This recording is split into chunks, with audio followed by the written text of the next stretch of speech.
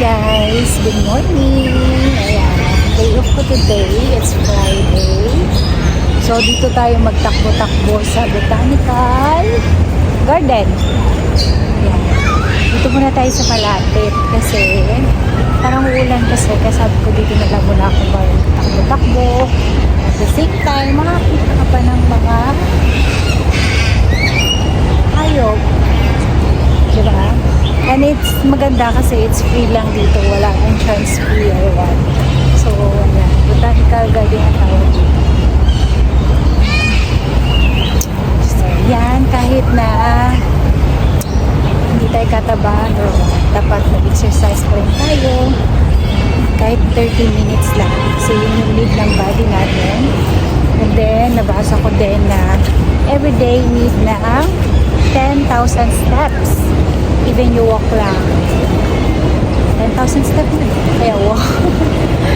Ayan. So, yun yung goal natin everyday.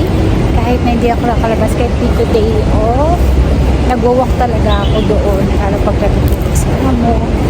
Ayan. Nag-iikot-ikot ako dun sa bahay namin para ma-hit ko yung 10,000 steps.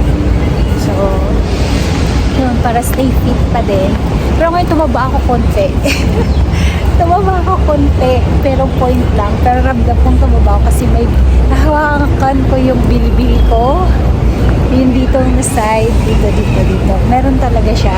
Kaya sabi ko, pangit naman din yung sobrang payat. Pero I'm so happy sa katawan ko ngayon na dito lang siya. So, ayan. Samahan niyo ako sa pagtakbo-takbo ko later. At the same time, ay ang ganda pa ng mga tanawin, nakakatuwa.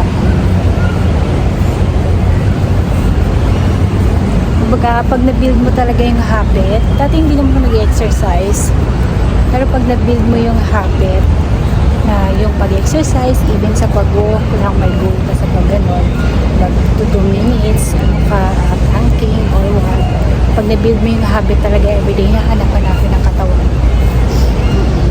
Stay healthy guys. So yan, tatakbo na tayo. Bye!